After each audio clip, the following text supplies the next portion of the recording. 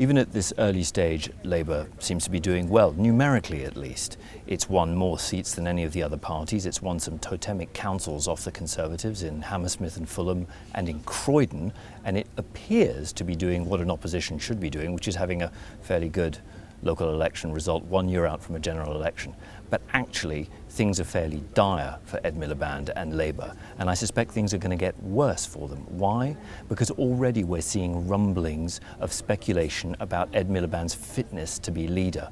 It doesn't take many headlines like this one, knives out for Miliband as Labour jitters grow, for the party to start worrying about whether or not it is doing well enough to win the general election next year.